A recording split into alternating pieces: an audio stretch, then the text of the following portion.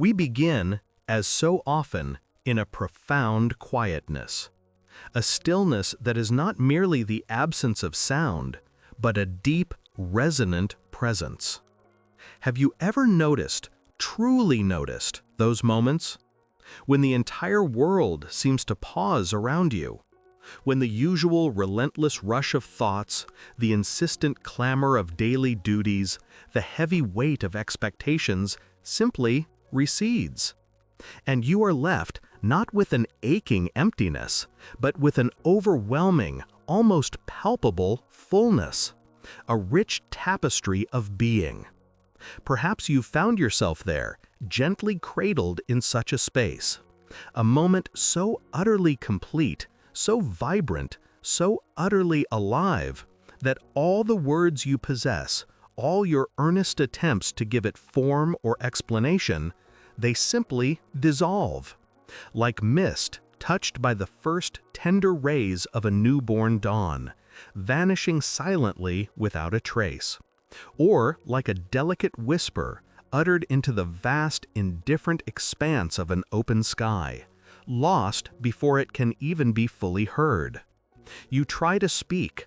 You reach for language to articulate the profound beauty, the aching, undeniable connection, the sheer, unvarnished truth of what you feel blossoming within you.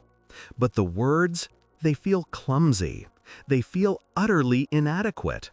They seem to shrink, to wither, to become utterly insignificant before the monumental, unutterable reality of the experience itself.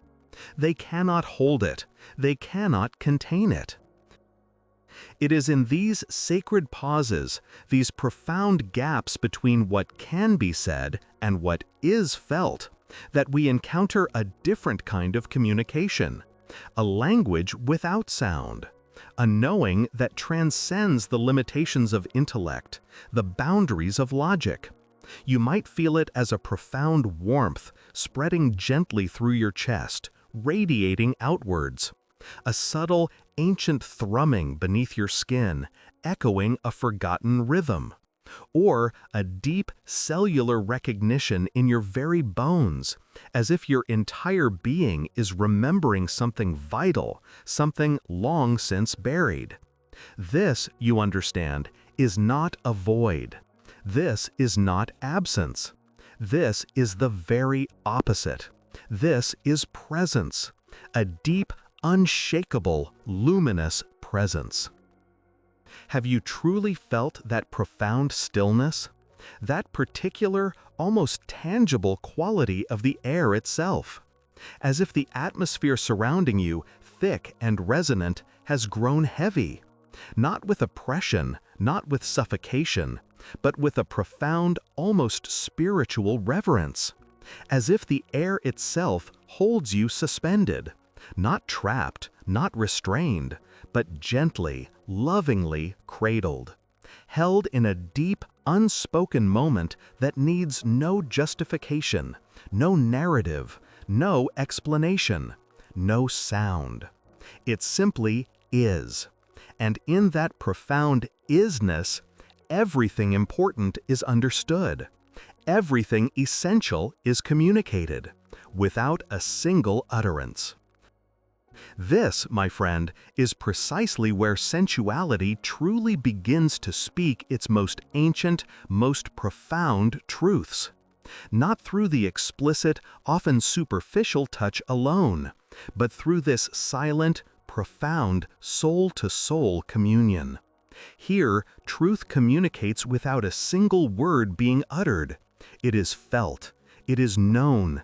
It is absorbed into the very fabric of your being, deep into your cells, into the quiet chambers of your spirit. It is a language older than any tongue we have ever spoken, a primal resonance that echoes from the very dawn of creation, reverberating in the deepest, most secret chambers of your soul. Have you truly felt that profound stillness? That particular, almost tangible quality of the air itself?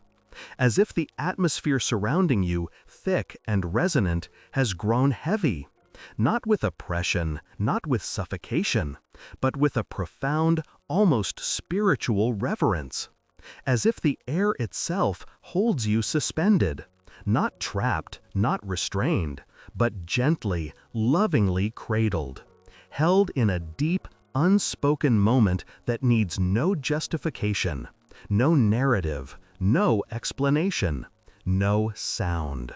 It simply is. And in that profound isness, everything important is understood. Everything essential is communicated, without a single utterance. This, my friend, is precisely where sensuality truly begins to speak its most ancient, most profound truths. Not through the explicit, often superficial touch alone, but through this silent, profound, soul-to-soul communion. Here, truth communicates without a single word being uttered. It is felt, it is known, it is absorbed into the very fabric of your being, deep into your cells, into the quiet chambers of your spirit.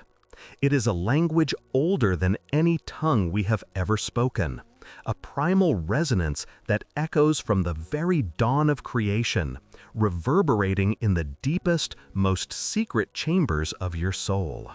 Think of the way the golden light of a setting sun paints a beloved face with unearthly beauty, or the silent, intoxicating scent of rain on dry, parched earth after a long drought. He tried to speak, but the air itself held him still. A profound silence, perhaps. A moment of pure being, suspended between the inhale and the exhale. But how often, my friends, do we truly allow that sacred stillness to simply be? How often do we embrace the quiet, the vast, echoing space where nothing is said, yet everything is felt? Or does a restless unease, a deep-seated apprehension of the unspoken, compel us to break it? We are taught, from a tender age, to fill the void, to speak, to explain, to justify. Yet, the soul, in its ancient wisdom, sometimes asks for something far simpler. It asks us to feel, to surrender to the currents that move within us, without the urgent need to name them, to analyze them, or to articulate them away. There is a deep, almost primal fear within us, a fear of the formless, of the wordless, of the truth that might emerge from the profound depths of our own silence. We speak, not always to connect, but sometimes, unconsciously, to shield, to protect ourselves from the very intimacy that silence often invites. Think of it, the subtle impulses that ripple through us, the tender stirrings of desire, the quiet longings that emerge from the very core of our being. How quickly do we learn to suppress them, to hide these nascent desires behind towering walls of logic and duty? Every should becomes a carefully placed brick, every must a binding mortar, cementing us into a structure of perceived responsibility far from the wild, untamed garden of our authentic selves. The spontaneous impulse, the primal whisper of the body, the intuitive knowing, it is quickly categorized, analyzed, often dismissed. We intellectualize what was meant to be simply experienced. We talk ourselves out of feeling, convincing ourselves that there is a more rational path, a safer, more predictable way. And then the internal architects of our disconnection begin their subtle work. Guilt, a persistent shadow from the past, whispers of unworthiness, of pleasures denied, of energies deemed wrong. It taints the very wellspring of our joy. Shame, a heavy, suffocating cloak, seeks to hide the most vibrant parts of who we are, urging us to shrink, to recede, to believe that our natural impulses are somehow flawed or impure. And the fear of vulnerability, that exquisite terror of being seen, truly seen, in our raw, magnificent essence. The fear of being exposed, of being hurt by the very act of opening. These potent forces, guilt, shame, fear, they do not merely influence our minds, they distort the very language of our body. They twist its melodic song, its natural rhythm, into a hesitant stammer, a muted hum, or, tragically, into an echoing silence. The body, in its wisdom, always speaks. It communicates through sensation, through pulse, through the subtle shifts of breath and tension. But when these internal blocks, these emotional fortresses are erected, the vital current, the river of life within us, becomes dammed. We often speak of losing sex in these moments, perhaps lamenting a fading libido or a diminished spark. But what truly perishes, what truly recedes, is far grander, far more profound.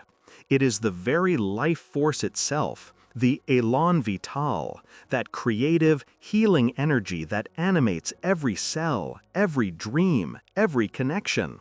When that energy is blocked, we don't just lose the physical expression of intimacy, we lose vitality in its broadest, deepest sense.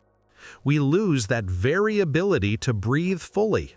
Not just the shallow inhale and exhale of mere existence, but the deep, resonant breath that pulls life into every cell, expanding our chest, grounding our spirit, connecting us to the vastness of the present moment. We lose the capacity to feel deeply, to let emotions flow like tides, to experience the full spectrum of joy and sorrow, passion and peace, without the urgent need to categorize, to judge, or to damn them behind stoic masks.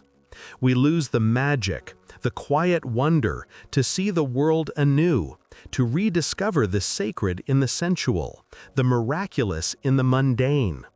The colors of life seem to dim, the music softens, and the vibrant tapestry of existence begins to fray at the edges. And in this state, we stop hearing the whisper of the soul, that gentle, persistent invitation back to ourselves, back to our innate wholeness, back to the wild, free current that flows within. The soul, it never shouts. It speaks in currents, in sensations, in soft, insistent nudges. It calls us back to life, to our life, to the unique expression of energy that is ours alone. But instead of allowing the vast, supportive air to simply hold us in its embrace, to be present in its quiet strength, we try to speak through it.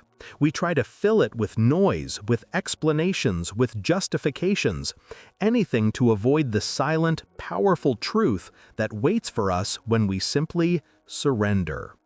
We try to force our words into the space, to conquer it, to control it, rather than allowing ourselves to be held by it, to be moved by its unspoken wisdom. And in doing so, we bypass the very source of our deepest power, our most profound connection. He tried to speak. Yes, the air itself held him still. But what if? What if that stillness wasn't a barrier? What if it was an invitation, a profound embrace, so deep, so absolute, that words simply vanished? Imagine for a moment that this was not a restriction, but the very breath of life itself, a silent conversation, the universe speaking to you in its oldest, most elemental tongue, before language, before thought, a pure, resonant hum that settles in the core of your being. Desire. We often misunderstand it, don't we? We reduce it to a simple urge, a fleeting impulse. But I ask you to consider, what if desire is the language through which the soul speaks? It is not merely the body's call for pleasure. No, it is the soul's yearning for expression. It is a creative impulse, yes, the same current that carves rivers, that blossoms flowers, that spins galaxies. It is the very current of life itself, always, always seeking to express itself, to expand, to become. And between a man and a woman, there flows not just passion, not just the fleeting spark of attraction, No, between them, if they allow it, flows life itself.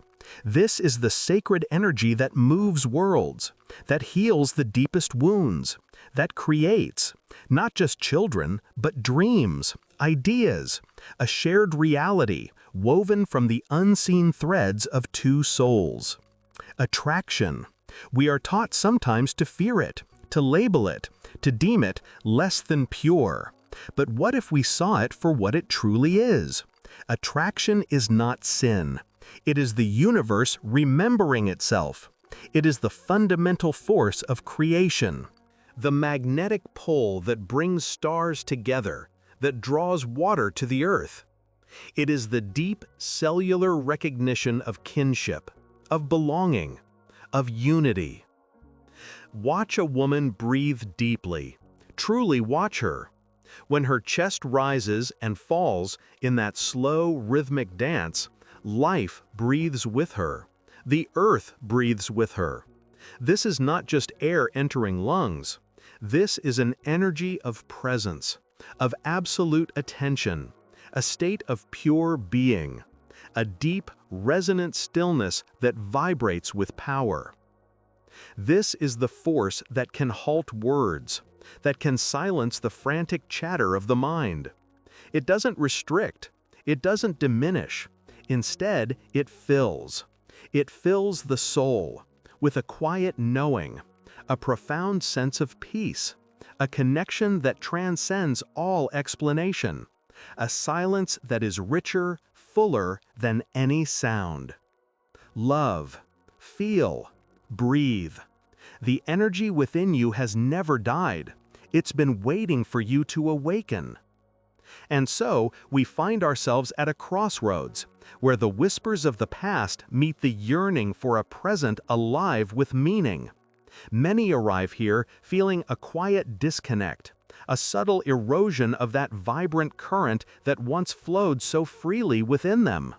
They wonder, how do we return to that original language, that innate tongue of the body, of the spirit, which spoke of connection without words, of desire without demand, of intimacy without explanation? The path, my friends, begins with the simple. It is not found in complex maps or intricate techniques, but in the spaciousness of a breath, in the gentle rhythm of a heartbeat. It asks us first to relearn the art of listening to silence. Not the silence of absence, but the silence pregnant with possibility, with unspoken truths. Allow yourself for a moment to simply be, to reside in the unfolding present without the urgent need to categorize, to explain, to analyze every sensation, every fleeting thought. Let the mind quiet its ceaseless chatter and listen to what surfaces in that newfound stillness. It is in this quietude that the deeper currents begin to stir, much like a still lake reflecting the vastness of the sky. Breathe deeply. Feel the air as it enters, cool and life-giving, filling the chambers of your lungs, expanding your very being. And then, as it gently departs, carrying with it the subtle tensions, the residual echoes of the day. This simple, profound act of conscious breathing is not merely about oxygen. It is about inviting presence into every cell. It is about anchoring yourself to this very moment, to the undeniable reality of your own living form. When a woman breathes deeply, life breathes with her. And when a man allows himself this same surrender, he too becomes a vessel for that universal flow, grounding himself in an ancient rhythm that transcends time. From this grounded presence, we can then begin to explore the language of touch. Not just the touch of another, though that is a magnificent conduit, but the touch of self. Place a hand upon your own chest. Feel the warmth, the subtle vibration. Feel the texture of your skin, the subtle pulse beneath. This is not self-indulgence. It is an act of profound self-acknowledgement, a gentle reacquaintance with the temple you inhabit. Pay attention to how energy moves within your own body. Do you feel a warmth in your belly, a lightness in your chest, a tingling in your fingertips? These are not random sensations. They are the subtle expressions of your life force, constantly in motion, constantly speaking to you. How does this energy respond to a gaze, to a sound, to the memory of a cherished moment? Notice the gentle flutter in your stomach when a particular image arises, or the softening of your shoulders when a beloved melody fills the air. These are the minute articulations of your inner landscape, the very grammar of your sensual being. We often seek grand revelations, yet the deepest wisdom lies in these small, intimate observations. For too long, we have been taught to disconnect, to intellectualize, to categorize our deepest urges. We forget that desire is not the body calling, it is the soul singing.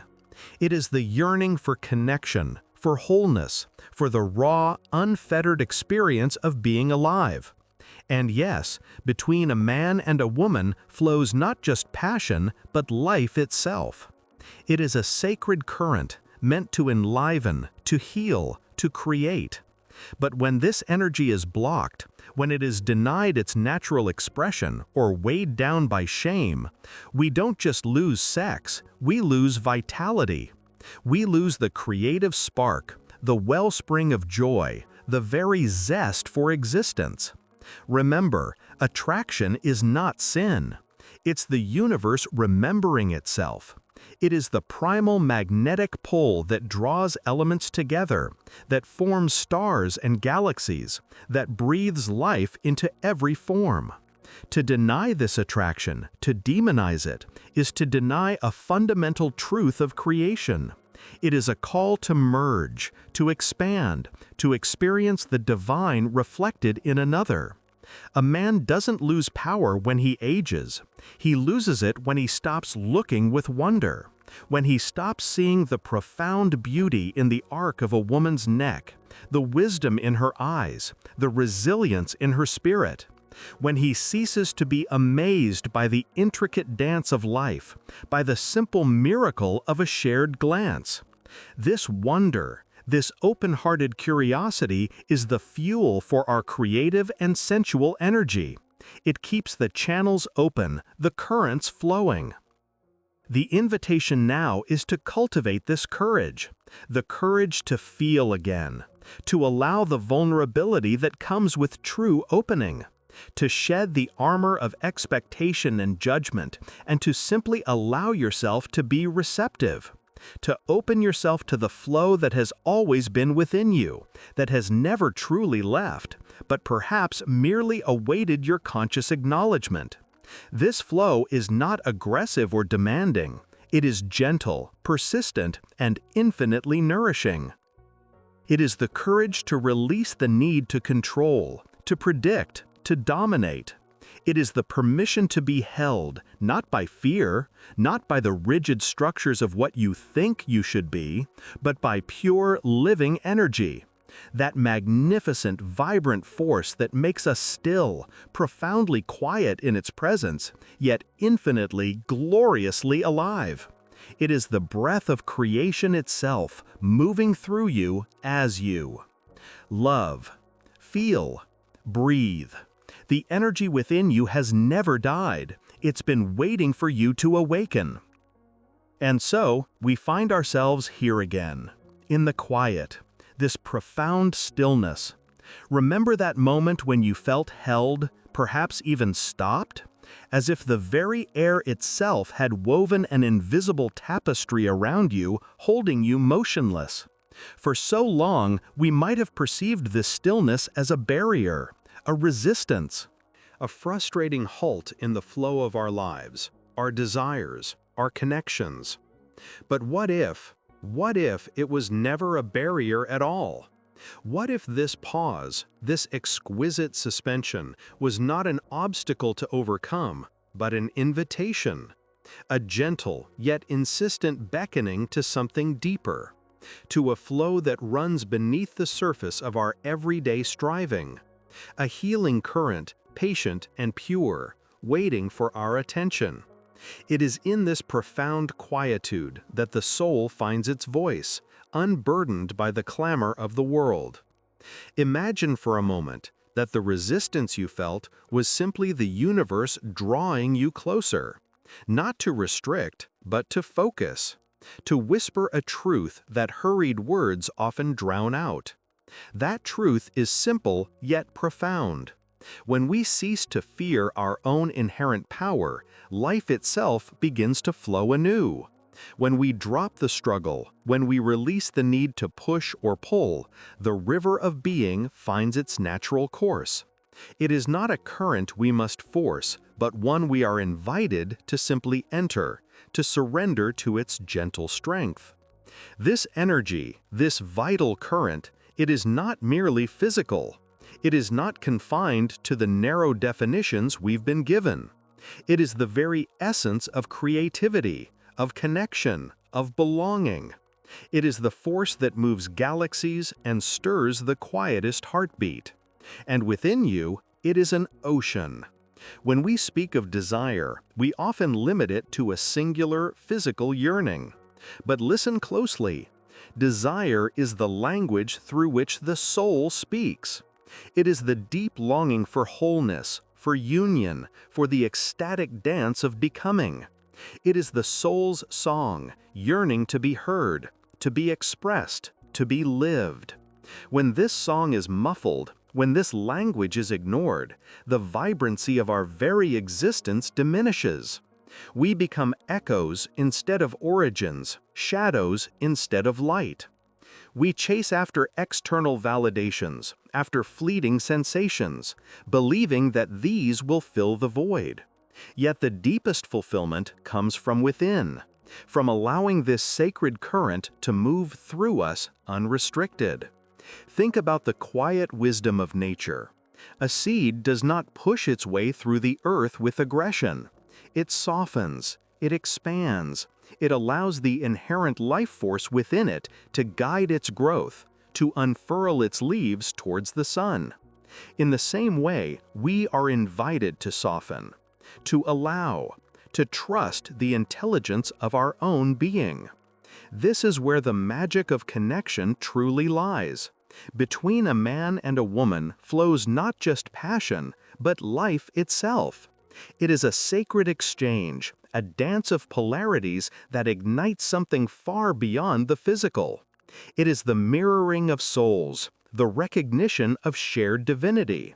When this flow is honored, when it is seen not as a means to an end, but as an end in itself, a celebration of pure energy, then intimacy deepens into a reverence.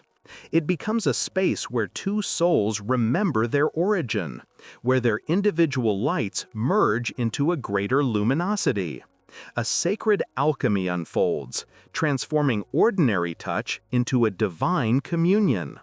But what happens when this flow is interrupted? When the currents become sluggish, or even appear to stop? We often feel a sense of loss, a disconnection. Perhaps a quiet sadness settles in, a longing for something that feels just out of reach. We might blame ourselves, or our partners, or the relentless march of time. Yet the truth is simpler and far more empowering. When energy is blocked, we don't lose sex, we lose vitality.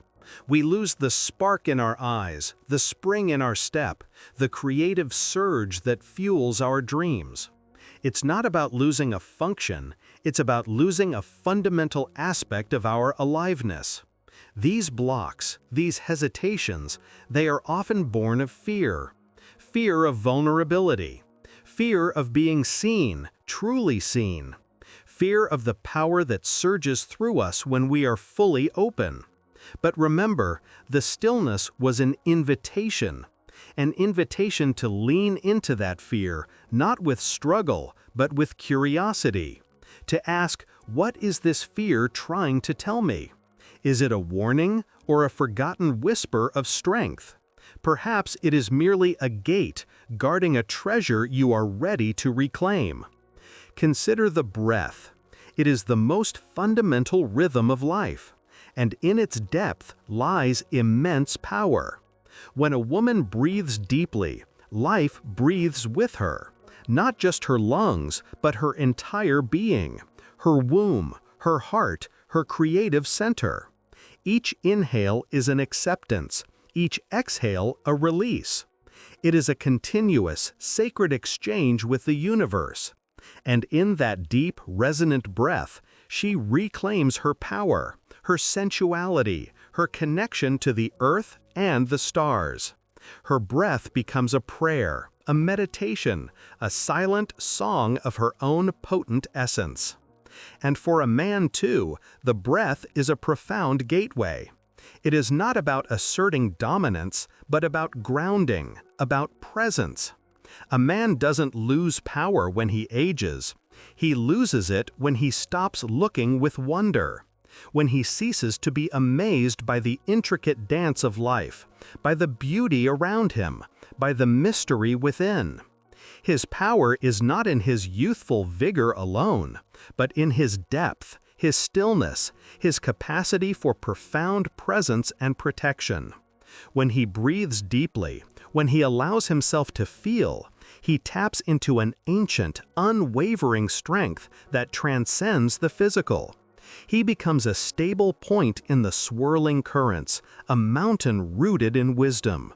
His presence becomes a sanctuary, his gaze a blessing. This dance of masculine and feminine energy within each of us and between us is a sacred art. It is not about performance, but about presence.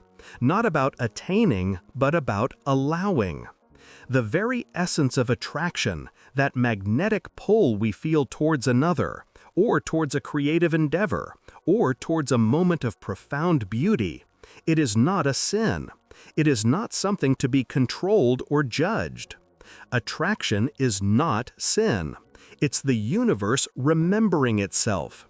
It is the recognition of a resonance, a harmonic frequency that calls to us, reminding us of our interconnectedness, our shared origin, our inherent desire for wholeness. It is the universe expressing its own longing for union, its own dance of creation. So, how do we return to this flow? How do we rekindle that spark that feels dormant, that connection that feels distant? We don't need to learn complicated techniques. We simply need to remember. To remember that we are already whole. To remember that the energy is always there, waiting. It begins with simple acts of conscious presence. To truly feel the warmth of the sun on your skin, without judgment, without distraction. To listen to the quiet symphony of your own body, the gentle hum of your cells, the rhythm of your heart. To allow yourself to be touched, not just physically, but energetically, by the beauty of the world around you. Let the air around you speak. It carries ancient wisdom, forgotten melodies, the very breath of creation. When you sit in silence, open to its whispers. Understand that the space between things is as important as the things themselves. The pause between your breaths, the silence between notes, the space between words. This is where true meaning resides. This is not about chasing after something lost. It is about uncovering what was always there.